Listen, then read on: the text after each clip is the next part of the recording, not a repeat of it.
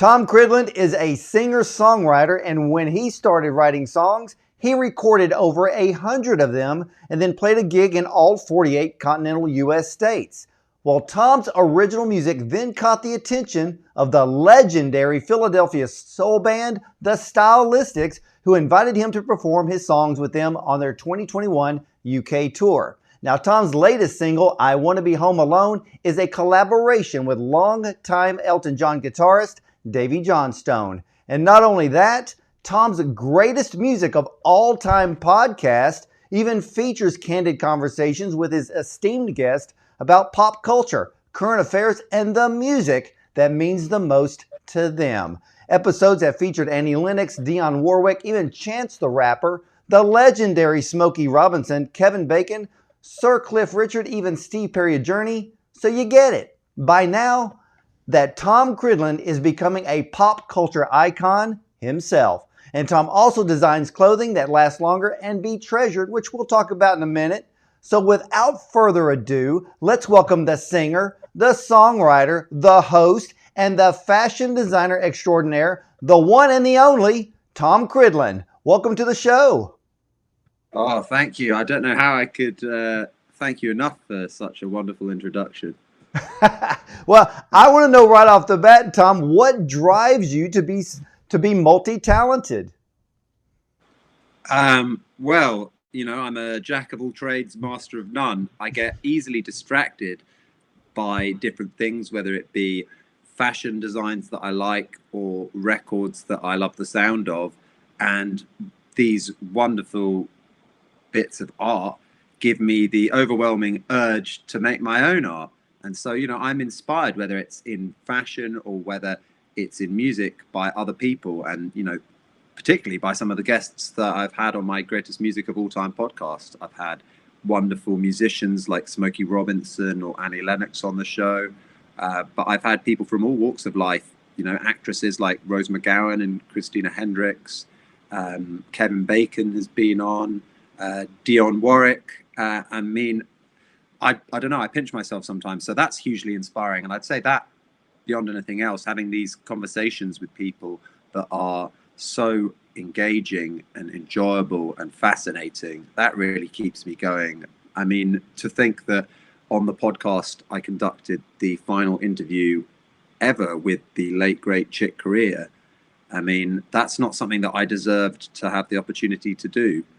But happenstance just gives you these incredible opportunities. And so I would say the podcast inspires me to, then create my own things, my own clothing designs and my own records. Well, when you do interview, let's say the icons of music, so to speak, as you're having conversations with them, do ideas and creativity kind of just well up inside you when it comes to songs that you're currently writing, or maybe gives you an idea for a song? And at the same time, we know that music, anywhere from the 50s up until today, it's just been an extreme change of fashion, and it's basically fashion driven, especially the 1980s. Yeah, I mean, at the moment you hear a lot of 80s influence on popular music, and for me, I'm overwhelmingly inspired by music that came from the 60s, 70s and 80s. And I guess as well as that, it's fashion from that era that I love. I love flamboyant stuff. And I don't know, I guess I'm more engaged with the past in many ways than I am with the present. I'm far more interested in a great record played by human beings on real instruments, recorded to analog tape, than I am with, an NFT or a TikTok account. But I like to keep up with what's going on now. But I just, nothing new really impresses me. To be honest, when I see new things and new ideas, I often just think, this is crap. Tom, I can agree with you 100% when it comes to that, because I love the music of the 60s and the 70s. The 80s was its own era, which I think a lot of people are really truly starting to appreciate. And I think with the 1980s especially, fashion really kind of skyrocketed through that era and into the early 1990s. If you were to choose 3 recording artists that, let's say, set the fashion standard, who would you choose? Well, I would not be able to realistically continue without mentioning Elton John. He's a big influence on my own style and on my own music. And indeed, I also, alongside making my own music, I do Elton John concerts. I don't put on a wig or like a pair of fake teeth with a gap in or anything, but I just play his music. So he's a big influence in style terms. I love his flamboyant vibe. And then I would say style-wise, other than that, I like the Beatles, and therefore, kind of Oasis, I guess. They're a bit derivative of the Beatles, but I mean, really, it's the Beatles. It's the mop tops, the Beatle boots. I don't know, just their general style and wit. That's kind of what I like. Those are the only 2. I wouldn't be able to mention a third who would influence me in any way like Elton John and the Beatles. They're like gods to me, those people. So when I see people like Kanye West wandering around in this just terrible looking stuff, I just think, God help you. Yeah, that's more of it looks like it's more of trying to grab publicity or become clickbait online when I see fashion like that. I think one of the best groups, probably fashion wise, that is still kind of carrying the torch is Duran Duran.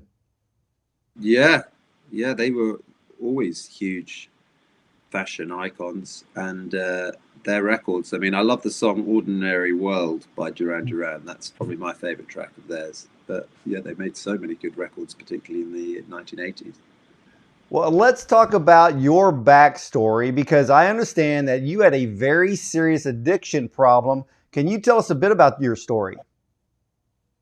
Yeah, well, I was addicted to binge drinking, and I gave that up about 4 or 5 years ago so that I could focus more on creative endeavors and on, leading a healthier lifestyle that made me happier, and also made my girlfriend and business partner Deborah happier, because she had to live for 7 or 8 years with an incredibly self-indulgent person who, whenever they had one drink, ended up absolutely plastered, till 4 or 5 a.m. in the morning. And, once in a blue moon, I don't turn my nose up at people who like to drink or like to party or like to binge drink.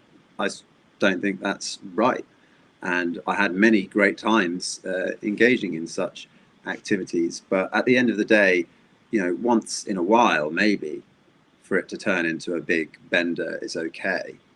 But not every single time. Not when you go out for a quiet Sunday roast and a couple of pints and, you end up in an empty nightclub on a Sunday evening drinking Jägermeister and,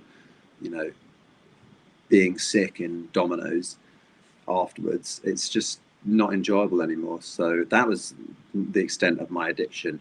I was just addicted to binge drinking, to the point where you could say that I was an alcoholic, or at least somebody who needed to give up drinking. I've spoken about it on many occasions, and I like to do so in a tongue-in-cheek way, because I do find that the world now has become very, very sanctimonious and preachy, and it's lots of people who aren't particularly kind telling others, be kind. And it's lots of people who know nothing about mental health lecturing us on mental health. So I'm no expert. I just like to tell the truth about my binge drinking problem. Well, let me ask you this, Tom, because if you don't mind me asking, were you using the binge drinking to actually cover up a deeper issue? Maybe. I mean, I never got any psychiatric analysis. I never went to AA. I just typed up I printed out a list, I think from the AA website, of kind of, it was like a questionnaire that you fill out about why you want to give up drinking, and there were pros and cons on there. So you had to list the reasons why it would be good to continue drinking and why it would be bad. And of course, there were far more negative consequences on there. So that's how I gave up. I never had anyone expose, you know, whether the drinking was to mask some sort of deeper insecurity. But I guess, you know, if flagrant narcissism is an illness, then take me away, doctor. Yeah, well, let me, you know, you are, again, like I kicked off the interview already, you are multi-talented. And I've read your story. How did all, you know, with you overcoming the binge drinking, how long did it kind of take you to kind of grasp hold of this enormous creative nature that you have, and then turned it into something? Well, when I was still drinking, I'd already started my clothing business, making 30-year sweatshirts and 30-year t-shirts, you know, garments with a 30-year guarantee. And then I'd helped my girlfriend start her marketing business, Deborah Marks Marketing.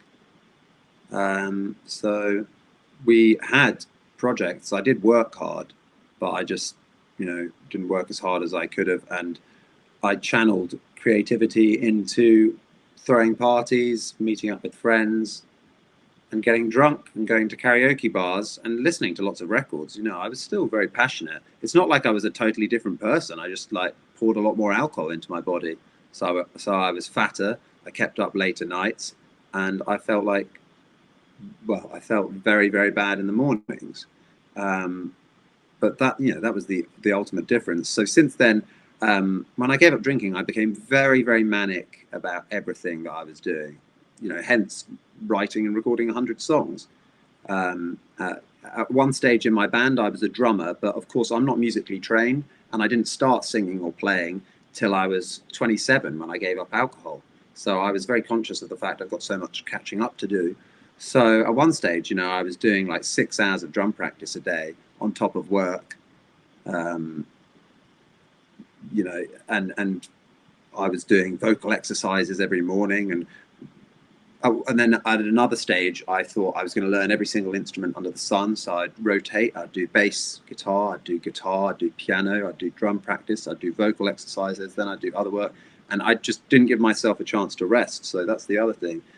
If you've got a bit of a manic binge drinking tendency, if you channel yourself into productive things, that can also be addictive. So it's, I guess, but coming back to your earlier question, if it was demonstrative of anything, I think it's that I've just got a very addictive mind. Once I get started on something, I want to do a lot of it. I want to complete it. I want to really feel like I've made the most of it.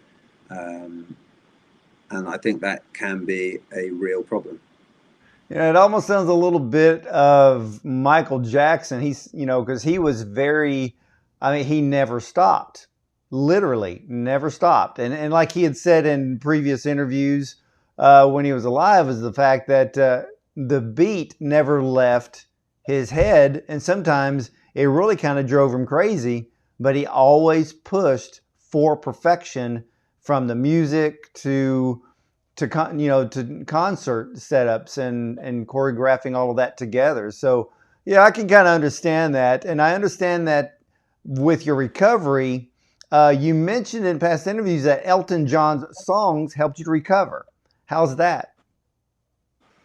Well, as I mentioned earlier, I'm playing in one of the world's leading, in terms of quality at least, Elton John. You know, you could call us a tribute act. You can call us whatever you want. I mean, as I said, I don't wear the wig or kind of dress up too much like him. I might be influenced by him style-wise, but it's not about impersonating him. It's about playing his music and doing his music a service and focusing on the music, not focusing on the kind of celebrity bullshit or on the dressing up like him. So playing his music, going to his concerts, listening to his music, it's given my life direction, because that was a constant throughout the drinking, and it was something that I could cling to when I stopped drinking. And you know, that's addictive, but I can't see any harm in it other than people thinking it's a bit odd that I've been to over 30 Elton John concerts, but I don't really care. I think people spending money on an NFT is odd. I think people filming themselves on TikTok is odd. and I think people dressing like Kanye West is odd. So, I agree if with like all. Elton John music is weird, then fine. I agree with all three assessments right there with you, Tom, because every single one of them are kind of crazy. I don't mind doing filming such as this, but to sit there with an iPhone in my hand to film myself doing something, no, that's just not going to happen at all. So I get that. But going to 30 Elton John concerts, that to me that's like nothing. I mean, there are people who follow their favorite acts, follow their favorite bands, and have probably seen some of them upwards to 100 times. So if you're a fan, you're a fan, and there's absolutely nothing wrong with that. And now, have you been able to catch Elton John's final tour? Yes, I have been in New Orleans and in Oklahoma City on this recent leg. So yeah, I really enjoyed it. Other than I'm a bit dismayed to see his advisors or handlers or whoever it is suggesting that he do this god awful remix of his songs. It's called Cold Heart. It's this new record of his. It's gone into the charts, so I'm very happy for him because he likes having a hit single. But nothing on it is new. It's like a remix of a couple of previous songs: "Sacrifice," "Kiss the Bride," and I think "Rocket Man." And the Rocket Man bit is sung by Dua Lipa. And in any case, it's not a good moment of the concert. I was very sad to see it because Elton, rather than playing piano, which he does, obviously, he's one of the best piano players in popular music history. He sits there playing to a backing track. All the band go off stage, and he sings to a backing track, this modern sounding rubbish. And I just think it's doing Elton a disservice, telling Yeah, it him that is. this is a good idea. Yeah, And that was really disappointing because I really do care about the music, and I just think he's so great. So when something like that happens, I think more people should say, no, that's shit. Like, do well, your thing, Elton. exactly. Need to be doing the exact thing that made him a legend, and that is singing live, playing live with an actual band. And there's other acts today that are playing to backing tracks, which I think if you're going to create all of your music in Pro Tools, you better learn how to translate that into actual musicians playing that music live. And some people just have not been able to master it. Yeah, yeah. The backing track thing feels very boring, and just it's not really music, is it? Like all these No. DJs turning up and clicking play, that's not live music. They can call it live music, and the public are going to lap it up as live music because they don't care. But it doesn't change the truth, which is that it's not live music and that it's an aberration and an assault on our popular culture. Yeah, one of my favorite Elton John albums is actually Too Low for Zero. Oh, I love that album. I don't think it got enough credit, and Yeah, you're right. but I think every song on that album is absolutely fantastic. And I did like the Sacrifice album. I thought that was great. Of course, you can't beat all of the songs that he did in the 70s. But according to his record sales, he owned the 70s, the 80s, and into the 90s. So he's still the largest selling artist for each of those decades and probably had more hits than anyone. But I want to ask you about your album, Falling Off the Rails. It seems to be a bit autobiographical, is it? Yeah, I mean, I guess it's autobiographical in a tongue-in-cheek way because the actual song "Falling Off the Rails," which I think is a great pop song, it's quite sort of Philadelphia soul, Jackson 5 inspired, a bit Motown, and that type of thing, and so it's quite upbeat. So the fact that it's called "Falling Off the Rails," you might expect it to be some kind of dark ballad inspired by the band or something, but actually it's it's just a fun, upbeat kind of soul track, and yeah, so it's autobiographical, but yeah, in a tongue-in-cheek way, as I say. So, what inspired you to do that album? Well, that album was a selection of some of the best cuts from the year where I wrote 100 songs. So it's divided up into a couple of albums. There's Falling Off the Rails, there's A Midlife Crisis in Your 20s, and then there's the whole box set, which is the one single a week box set. But effectively, all of this music was written in about 2 months, recorded instrumental wise in 1 month, and then recorded vocals, I would say 2 months. So the whole thing, all the 107 songs, was written, recorded, mixed, mastered in about 6 months. And I think boasting about speed is it's not a good thing to do. It's not reflective of any kind of skill or I don't know. I'm just saying that is what happened. It was a manic burst of creativity, and perhaps I will take it a bit slower in future, because I think that amount of effort just condensed into 10 songs. I mean, I reckon the 10 songs would sound pretty special. Well, how did you team up with the Stylistics? Well, their manager, Jack Bart, got wind of what I was doing, my records, etc., and he sent me an email and invited me on tour with them. It was very simple. I didn't have to do anything. And so I've just played 19 shows with them, and I hope to team up with them again in the future, because the most exciting thing that's happening right now in popular music, in my opinion, is a band called Silk Sonic, which is a duo. It's Bruno Mars and Anderson .Paak. And this duo, Silk Sonic, have just made the best pop album, I think, in over 20 years. And it's completely and utterly, in the best possible way, a rip-off of the Stylistics. They use all the Philadelphia soul string arrangers. I mean, they've credited the Stylistics as one of their main inspirations. It's Bruno Mars is a huge pop star. What he's done is a great service to popular music. So he's taken that sound and he's not really updated it. He's just done his thing with it, and it's just the most incredible music. So to be touring with the original guys, the Stylistics, who today's modern pop market probably don't care about as much as they should, compared to people like Silk Sonic, who are continuing to carry the torch for Philadelphia soul. But for me to be touring alongside the originals, the Philadelphia soul legends who's been doing it for 50 years, it's mind-blowing, and it's like being transported in a time capsule back to a better time, where just things were more soulful, more melodic, and more live. And so that's been the best thing that I've ever done in music, get the opportunity to tour with those people, because there's nothing like connecting with a live audience who appreciate proper music.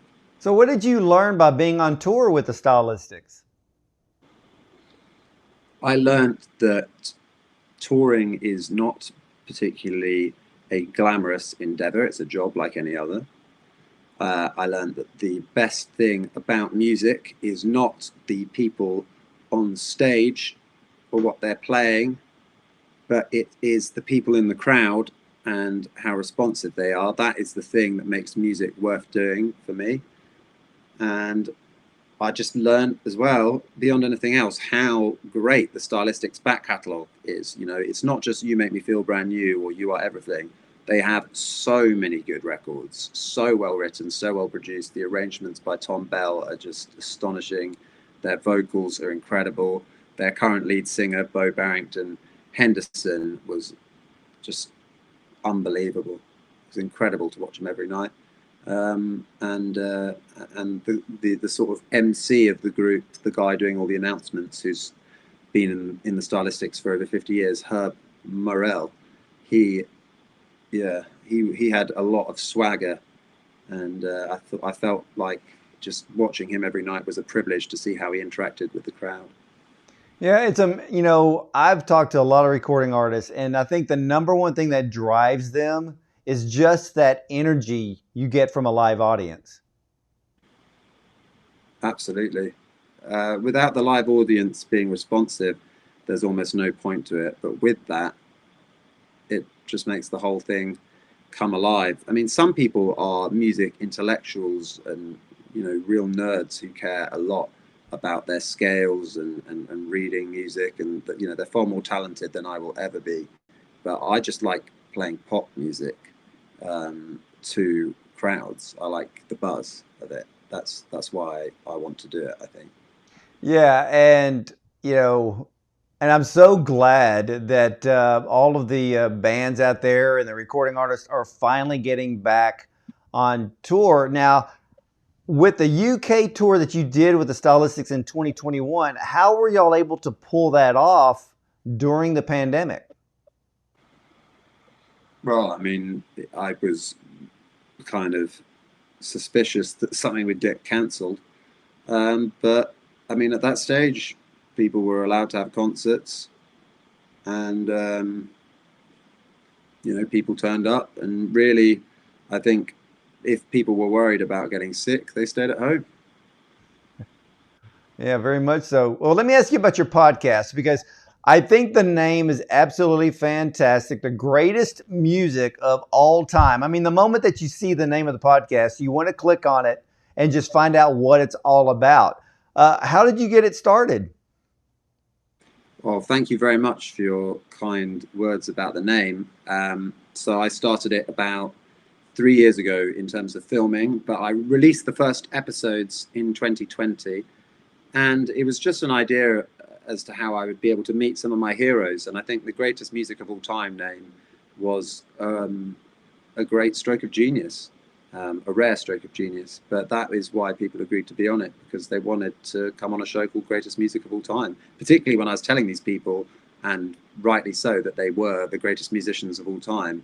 I mean, it doesn't hurt to have a nice compliment or two now and again, does it? No, it does not. It does not. So how were you able to connect with the icons of music, and even in acting? How were you able to connect with them so quickly? Well, I mean, it was a snowball effect. Obviously, I was pretty plucky, and I contacted lots of people via their management. And I think once you get one or two, then more people are willing to come on. And then, I do sometimes get approached. So some of the best interviews recently have been people actually saying, do you want to interview XYZ? Do you want to interview Steve Perry from Journey? Like, yeah, I definitely do want to interview Steve Perry from Journey. Yeah, can you share with the audience some of maybe the special moments of some of your guests on your podcast? Maybe some of the stories that they shared that really stick with you? Yeah, well, I would say some of the most special moments have just been actually being physically with these people, because as a huge music fan, to walk into the door of Verdine White's house, but Verdine White from Earth, Wind and Fire, and see him there dressed in all white with white boots, his long hair, go into his living room full of platinum records and stuff, and just sit down with him, to be physically in the flesh with this living legend, to be right in front of Smokey Robinson as he's like, in his dressing room, to be in David Crosby's house looking at framed photographs of him with Miles Davis and Phil Collins. That type of stuff, for me, that beats the Zoom stuff any day of the week. That's why I want to try and get back to in-person recordings. Even though I will say Zoom is a wonderful tool. It's not like you're scrolling down Facebook or Twitter or something. You are connecting on a personal level with another human being. It's a much better thing to do than being stuck on social media all the time. So, and I did, during the pandemic, during the lockdowns, I did hundreds of episodes over Zoom. But the best moments of the podcast were being face to face with these icons. No, I completely agree. I mean, even on our end of things, we're getting ready to go back on location and to do these things in person. And there's just there's just a different vibe, a different energy when you're there in person. You just can't beat it. But we've all learned through the pandemic that we can use technology to connect to one another, and in a way, just keep the ball rolling. Yeah, absolutely. I mean, technology used in the right way is a great tool. It's just not spending all day on it. It's not obsessing over it, because that, to me, just ruins life, takes the joy out of life. Yeah, well, let's talk about you becoming a fashion designer. Where did that start? So, me becoming a fashion designer started when I graduated from university in 2014, and that's when I first started selling clothing. When I first started selling clothing on my website. And what type of clothing did you start selling in the beginning? So it started off being trousers, just colourful trousers, and then I came up with the idea of the 30-year sweatshirt, which was kind of ahead of its time in the sense that not all brands had started their greenwashing then, and not everything was so-called sustainable. So it was just a simple idea. Everybody's talking about how much waste the fashion industry produces. Why don't we try and get people to hang on to their garments for longer? So we put a 30-year guarantee on our sweatshirt and said, well, listen, here's a win-win. We'll guarantee the sweatshirt for 30 years, so it's going to have to be pretty well made. We'll offer it to you at an affordable price, and you will have something guaranteed to last 30 years. So what type of material is it hemp derived? It's just organic cotton. I mean, in reality, sweatshirts have long lasted for 30 years, but it's the ethos that we were trying to change. I mean, I'm talking about well-made sweatshirts, not fast fashion sweatshirts. But it was just, I guess, a refreshing direction for a brand to go in, because everybody is so obsessed with fast fashion rather than holding on to items for longer, which is way cooler. Yeah, it's, especially here in the States, so many, I don't even, it's hard to say. It's not really I guess some brands may be faulted for it, but a lot of the major stores, I think they're overbuying inventory, and a lot of the clothing literally just goes either into an outlet store or basically goes to the dump. And I think they Yeah. overproduce fashion because, a lot of people, I don't know if people are actually shopping in person like they used to, and compared to what people are doing and buying online, especially sight unseen. They may see the picture of the garment, but they buy it and hope it fits when it's delivered. Yeah, I think that's the direction that things are going in. So there's a huge amount of waste. Fashion is the second most polluting industry in the world, and I've heard stories of brands like Burberry, burning their collections because they don't want them to end up being sold at cheap prices on the secondhand market. Yeah, it's yeah, that is an industry that I would not even want to attempt to be in, because it's not only cutthroat, but to keep up with fashion or create styles that, in a way that if you have garments that go out of style, what are you going to do with them? So I kind of like the idea of a high quality sweatshirt, because sweatshirts don't go out of style.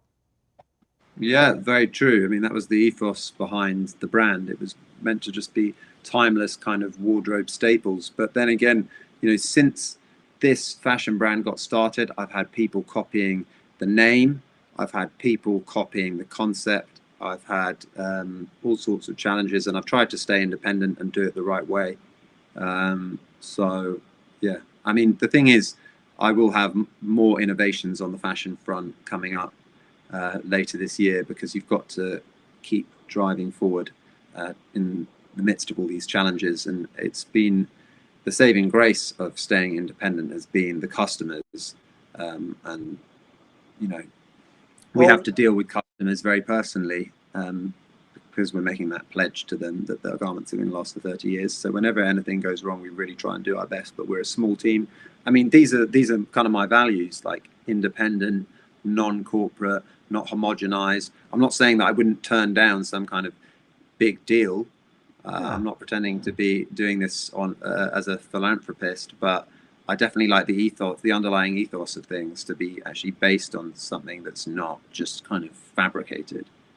Yeah, and I think sustainability is extremely important in today's world, in today's economy. I think some companies kind of use it as a marketing tool and not actually doing sustainability in their own company.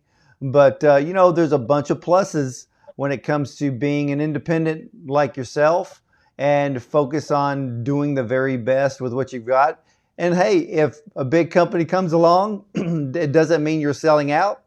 It just means somebody loves what you're doing.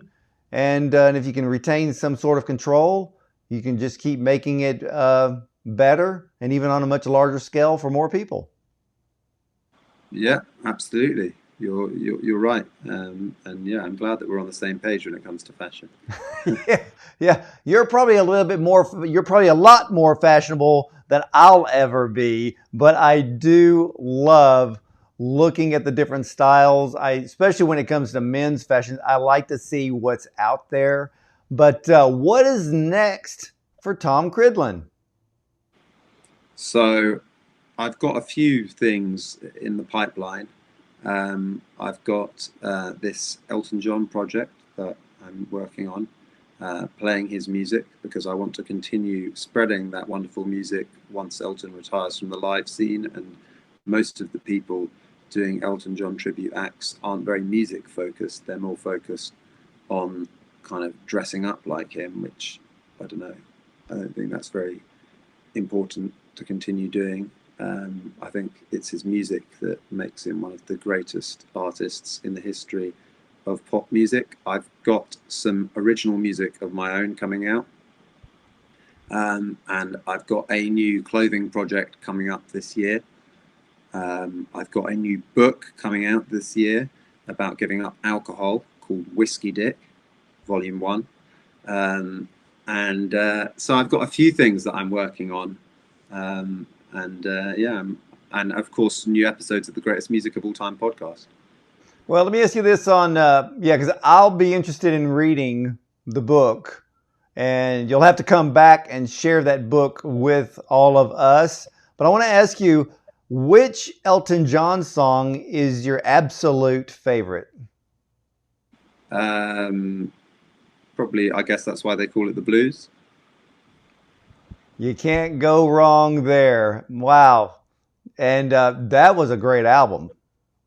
Yeah, I agree. Full of great songs that kind of been forgotten about, like Saint or Kiss the Bride was a great single, for example.